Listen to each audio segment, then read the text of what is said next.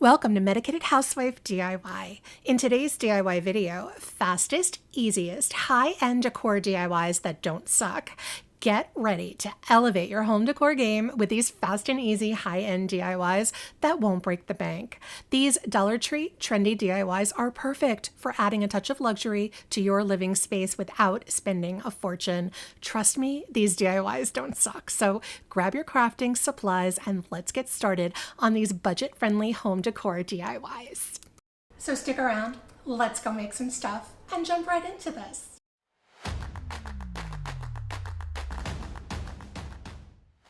For this first DIY, I'm using this macrame cord that I bought on Amazon, and I will link it in the description box below for you. It's huge and it's lasted me like 2 years and I still have a lot left, so it was a very good deal. Also using this mason jar from Dollar Tree. You could basically use any empty jar that you have around the house for this because we're not using the top to the jar, so go dig in your recycling or something like that. You could also either use yarn or even the rope from that Dollar Tree mop head instead of the macrame cord if you really wanted to. I cut a ton of pieces of rope and I folded them in half, and each half is about 2 times the length of the jar. It is not an exact measurement. You just double up the rope and make sure that it's longer than the jar you are using. You won't know how many pieces you need until you start using them. So just make sure you have enough rope to spare. Using some hot glue, we are going to start gluing each folded piece of rope to the bottom edge of the jar. And we're going to go around the entire diameter of this jar and cover it with those folded over pieces of rope. And I did make a mental note that we're going to be using the rope in sets of 3s. So whatever amount of rope pieces you need to go around that whole jar, just make sure that they are all able to be grouped together in 3s. And that's actually not nearly as complicated as it sounds. I just kept track every time I put 3 of those folded over pieces down because that's 6 and it's 2 groups of 3s, if that makes any sense. Hopefully you understand what I'm trying to say.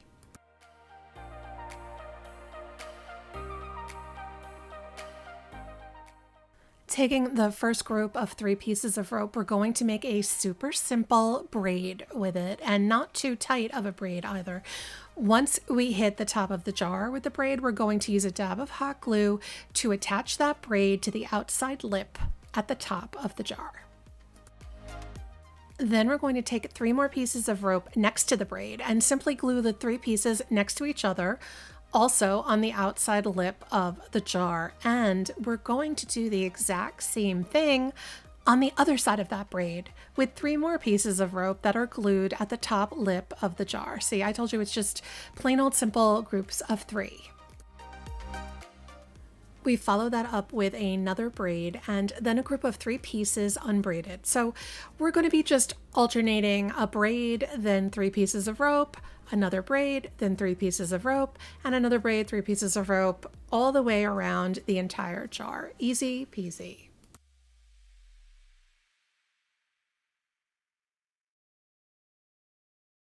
Next, I cut 3 more pieces of rope and I make 1 single braid that's long enough to fit around the mouth of the jar. And that's just where we're going to attach that braid, is around the top of the jar. And we're going to do that over all of those glued down braids and rope that we have up there. And I'm going to use some hot glue to keep that braid in place. I take all those leftover hanging pieces of rope out of the jar and kind of straighten them out a little bit before giving them their first of many trims. And I start by trimming all those little pieces to just about halfway down the length of the jar, but we'll be cutting them shorter later, don't worry. But for now, we're just going to even them out a little bit and shake them out. Next, I unravel every single piece of the hanging rope, and this takes a little bit of time, but it's totally mindless and easy to do while you're watching TV or Netflix or something like that. Not much concentration is needed at all. So I unravel everything and give it a little bit of a fluff out. Then I use a plastic comb to brush the fringe out and I give it another trim. I really wasn't sure at all how short I wanted to go with this, and you can totally alter this to your taste too. If you want it long and wild, leave it long and wild, or cut it shorter if you prefer. It's your style, you do it the way you like. All that was left to do was to place a small Dollar Tree votive candle at the bottom of the jar. And this is our first DIY, our boho macrame lantern. And no, it's actually more like faux macrame because all we did was braid it, but I can't wait to use this outside on my patio. I really love it. This was a Pinterest inspiration and it's so easy but so stylish. I might even make a couple more for outside. Our next DIY starts with this Dollar Tree house-shaped dry erase board, which I really should have coated the dry erase part of that with Mod Podge or something before I painted it, but not always the brightest crayon in the box. So I'm recommending that you cover the white part with Mod Podge before you attempt to paint this because it was pretty hard to get the paint to stick to the dry erase surface, which totally makes sense. And I should have known that, but I'm telling you guys that do as I say, not as I do. I'm using Apple Barrel acrylic paint in the color Warm Buff, which I will link for you below, and I'm just painting the white part of the frame. I want to leave the wood part of the frame looking like natural wood. So I ended up doing about 2 coats of paint to cover up the white and to be sort of like my base color. Again, this color would have adhered much better had I coated it first before painting, but I did make it work. Once that paint had dried, I grabbed some Folk Art Antique Wax, which I will link for you below, and using a dry chip brush, I lightly brushed some of the wax onto the Warm Buff color. And when I say lightly, I do mean lightly because if I brushed too hard, that Warm Buff paint was going to scratch right off the white dry erase surface, so I was very careful. I was pretty happy with the darker wood look that I got with the antique wax, and off camera I had cut a piece of jumbo craft stick to fit at the bottom of the frame, and I also used the antique wax to darken that up a little bit as well before hot gluing the craft stick to the inside bottom edge of the frame so that it sat there like a little mini shelf. Next, I had 4 wood beads of 3 different sizes, and you can get a couple of different sizes of beads at Dollar Tree, but I will drop a link in the description box below for the assorted sized wood beads that I got on Amazon. And I set them up in a random order and proceeded to glue the beads across that bottom little shelf that I just made from the craft stick. And I'm gluing them with the hole facing upwards because we are going to be using that hole. Lastly, I cut off some small pieces of greenery and flowers from some Dollar Tree floral picks I had around, and I stuck each small floral piece into the bead holes on that frame. And this is my adorable little boho mini wall vase. You could hang this on a wall or a door, or just leave it freestanding on a shelf or as table decor, or even on a tiered tray. It's super simple and very natural and boho charming in my opinion. And you could customize this with any floral and any shape of Dollar Tree box frame. Our next DIY begins with this floral foam cone from Dollar Tree, and also this half circle foam that I got on Amazon, and I will link it for you below. But later in the DIY, I also make this using a Dollar Tree bowl if you didn't want to get this half circle. We are also using this fluffy chenille yarn, also from Dollar Tree. They usually have a couple of different colors available, and I chose this bright, happy turquoise color for our DIY. First thing I did was to trim the top off the cone, and I'm cutting it down shorter but also on a slight angle because, spoiler alert, this is going to be the stem of our chenille mushroom. I found the middle of the half circle foam, and that is where I'm going to begin wrapping the foam with the chenille yarn.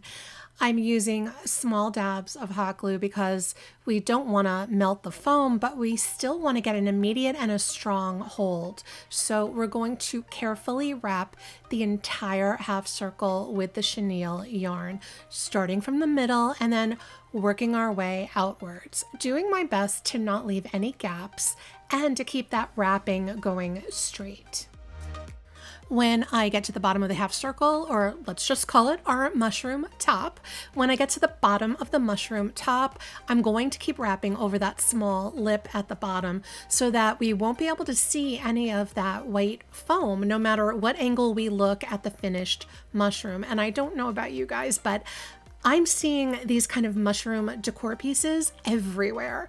They are super trendy. I've seen velvet mushrooms, chenille mushrooms, disco mushrooms. I don't know what it's all about, but I'm here for it and I love it. I saw chenille mushrooms just like this one on Etsy for $50 or more, so this is definitely one to recreate. Next, we are also going to wrap the mushroom stem with that same chenille, starting from the bottom of the cone and working our way all the way up to the top. Now, the white foam was easier to cover with the colored yarn, so I did have to be more mindful of each piece of yarn and not leaving any gaps or any holes while I'm wrapping so that none of this ugly green floral foam was visible through the turquoise yarn. To attach the mushroom cap to the stem, it was easy. I stuck a toothpick into the middle of the stem, added some hot glue to the toothpick, and I simply pushed the foam mushroom cap onto that stem, and I'm adjusting its position to where I thought it looked best. Now, I didn't want my turquoise mushroom to be lonely, so I made him a partner in crime, and I don't know why I'm calling him a partner in crime. It's just the first thing that came to my mind. Things get weird when late night crafting. Anyway, I wanted a smaller mushroom too, so I didn't have another foam half circle, nor did I have a foam ball large enough to cut in half and use for this. So I grabbed this small plastic bowl from Dollar Tree and decided to use that instead. I had a smaller white foam cone in my stash already, and I had this dark gray chenille also from Dollar Tree, so I was ready to go. We are making this gray mushroom the exact same way as the turquoise mushroom. I'm wrapping the mushroom cap all the way to the lip on the bottom and also wrapping that lip too. Then we move on to wrap the entire foam cone mushroom stem from the bottom up into the top using hot glue to secure all those rows of yarn and being mindful that we don't have any gaps or holes between the rows of chenille. To attach the mushroom cap to the stem, I just used a generous amount of hot glue inside the bottom of the bowl and then turned it upside down onto the stem, adjusting it accordingly.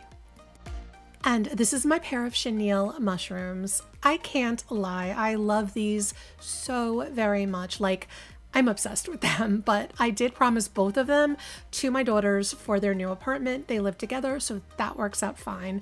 They are so excited I made these because, as I said before, they are identical to the quote-unquote velvet mushrooms on Etsy.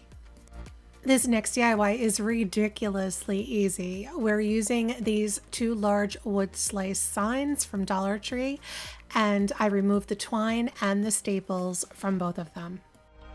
I'm also using this small strip of scrap cardboard that I had. It's about 1 inch wide, and the length covers about half the diameter of the wood slice. And I folded that cardboard at all of the joints to make it bend into a circular shape easier.